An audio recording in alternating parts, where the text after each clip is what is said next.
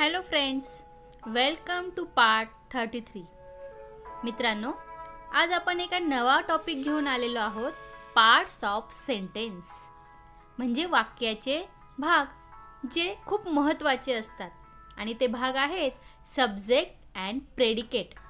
मग सब्जेक्ट आणि प्रेडिकेट म्हणजे काय आहे, वाक्यात ते कुठे असतात याविषयी आपण आज माहिती घेणार आहोत आणि जे तुम्हाला इंग्लिश ग्रामरसाठी खूप महत्त्वाचे आहे. चला तर मग बघूयात subject and predicate. A sentence have two parts. First is subject and second is predicate. Subject आणि प्रेडिकेट हे वाक्याचे दोन महत्त्वाचे भाग आहेत. सुरुवातीला सब्जेक्ट म्हणजे काय ते बघूयात. Subject of a sentence can be one word or many words. Generally, the subject of a sentence is at the beginning of the sentence. Subject हा वाक्याचा असा भाग आहे जो एक किंवा दोन शब्दात असतो आणि साधारणतः तो वाक्याच्या सुरुवातीलाच येतो बरं का. For examples, I am going to the playground. आता ह्या वाक्यामध्ये आधी तुम्ही व्हर्ब कोणता आहे तो बघा. व्हर्ब आहे एम, म्हणून त्याच्या आधी सुरुवातीचा आहे subject I. In the subject of a sentence we name the person or things we are going to talk about. कोणत्याही वाक्याच्या सब्जेक्टमध्ये आपण एखाद्या व्यक्ती किंवा वस्तूबद्दल बोलत असतो, हे तिने केलेल्या ॲक्शनविषयी बोलत असतो. For example, the cat ran up the tree. In this sentence, ran is the verb and the subject is the cat because the cat is doing the actions. Subject is always come before the first verb of a sentence. That is the clue. Example, the lady crossed the road. In this sentence, cross is the verb and the lady is the subject which come before the first verb. अशा प्रकारे आपण subject सहज पद्धतीने ओळखू शकतो. Subject हा नेहमी वाक्याच्या सुरुवातीलाच असतो. एक्झाम्पल्स बघा. The young girl is playing. You read second. Amit and Ajay are good friends. Third one, Radha sing a song very sweetly. and fourth one, Gandhiji is the father of our nation. very good. Now the first sentence, the young girl is playing. First we find the verb. Tell me, in this sentence which is the verb? Is Is the first verb. Playing is also verb, but is the first verb of this sentence. Helping verb. And the young girl is the subject. तुम्ही सहज पद्धतीने सांगू शकतात की ते subject आहे. Second sentence, Amit and Ajay are good friends. In this sentence what is the verb?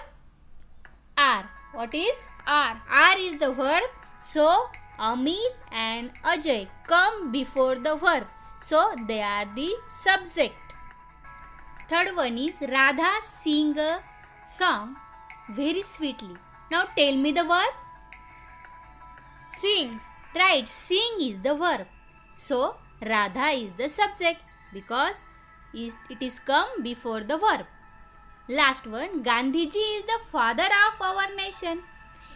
Which is the verb? Is the verb. Right, in this sentence is the verb of the sentence. So we find the subject before the verb and that is Gandhiji. Gandhiji is the subject and subject which do actions or the word that we tell about the information, that word is called subject. So Gandhiji is the subject of this sentence. अशा प्रकारे आपण वाक्याचं subject सहज पद्धतीने सांगू शकतो. तुम्ही सुद्धा प्रयत्न करा. Next part of the sentence is predicate. आता आपण प्रेडिकेट विषयी माहिती घेऊया.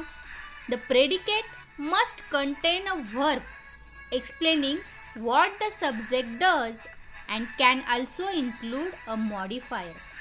प्रेडिकेट म्हणजे काय तर प्रेडिकेट यामध्ये वर्ब म्हणजे क्रियापदासह आलेला वाक्याचा भाग असतो आणि तो भाग म्हणजे सब्जेक्ट कर्त्याने जी केलेली कृती असते किंवा बदल वाक्यातला असतो त्याला प्रेडिकेट म्हणतात.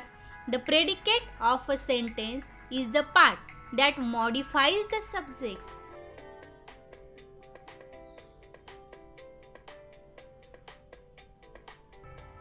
Predicate. A simple predicate is simply the main verb.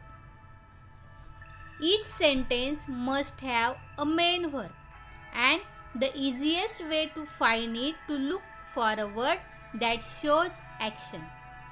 आता प्रेडिकेट शोधायचा सगळ्यात सोपा मार्ग म्हणजे आधी वर्ब शोधायचं आणि वर्ब नंतर येणारं वाक्य म्हणजे प्रेडिकेट असतं आणि तो सगळ्यात सोपा मार्ग आहे प्रेडिकेट शोधायचा आणि वर्ब हा ॲक्शन वर्ड असतो हे नेहमी लक्षात ठेवा. एक्झाम्पल्स बघूया. The earth goes around the sun. In this sentence which is the verb Goes. goes is the verb and after the verb around the sun goes around the sun it is the predicate and its action is done by the subject and subject is The earth. right. The earth is the subject, goes around the sun is the predicate. म्हणजे अशा पद्धतीने आपण सहज रीतीने सांगू शकतो की क्रियापदानंतर आलेला जो भाग असतो क्रियापदासह त्याला आपण प्रेडिकेट असं म्हणतो. The next sentence, Jitu ate too many sweets today. Now tell me the verb Ate. ate म्हणजे खाणे, खाल्ले. हा वर्ब आहे या वाक्यातला. So the predicate is Ate too many sweets today. Very good. अतिशय सोपा आहे. वर्ब नंतर येणारा भाग हा प्रेडिकेट असतो. ate too many sweets today. अजून काही उदाहरणे बघूयात. My friend live in Mumbai. Second one Live is a verb. Live in the Mumbai is predicate. My friends is subject. Very good. And the second one read first. All the monkeys in the zoo are fighting. Right. First find the verb of this sentence. Are. Are is the verb. Then what is the predicate? Are fighting. Are fighting is the predicate and remaining part of the sentence all the monkeys in the zoo is the Subject. subject of the sentence. And third one, My friend is celebrating her birthday on Sunday. right, which is the verb Is the verb. and predicate Is celebrating her birthday on Sunday. right. अशा प्रकारे आपण predicate सहज ओळखू शकलो. Find subject and predicate of given sentences. आता तुम्हाला वाक्यातील subject पण सांगायचा आहे आणि प्रेडिकेट पण सांगायचं आहे. मग पहिल्यांदा आपण काय शोधणार? Verb. वर्ब. कोणता आहे या वाक्यातील verb? Tells. First you read the sentence Grandma always tells story. And tells is the verb. Verb. Then what is the subject? Grandma always. Right, because it is come before the verb, so it is predicate and it is subject and predicate is Tells story. tell story is the predicate. Right. Read the next sentence. Dad bought for me a nice shirt. Yes. First find Bought is a verb. verb. Right. So predicate is Bought for me a nice shirt. a predicate and subject Dad. dad. Generally subject is come beginning of the sentence. आता मित्रांनो तुमच्यासाठी exercise देखील आहे बरं का. Find subject and predicate of given sentence. आता आपण शिकवलेल्या भागामध्ये सब्जेक्ट प्रेडिकेट कसा ओळखायचा हे तुम्ही शिकलात. तुम्हाला तो भाग समजला देखील असेल. नसेल समजला तर मागील शिकवलेला पाठ परत बघा, निरीक्षण करा आणि घरी तुम्ही या वाक्यांमध्ये सब्जेक्ट आणि प्रेडिकेट शोधा, ते लिहा, त्यांच्या खाली अंडरलाईन करा आणि त्याची प्रॅक्टिस करा. तर अशा पद्धतीने आपण सब्जेक्ट आणि प्रेडिकेट हा पाठ आज बघितला. तुम्हाला तो पाठ समजला असेल नसेल समजला तरी त्याची परत प्रॅक्टिस करा. अतिशय सोपा भाग आहे हा.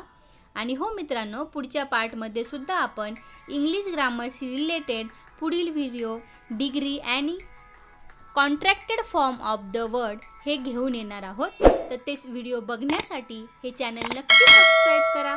व्हिडिओ आवडल्यास लाईक व शेअर करा. तोपर्यंत प्रॅक्टिस करत राहा. Best of luck.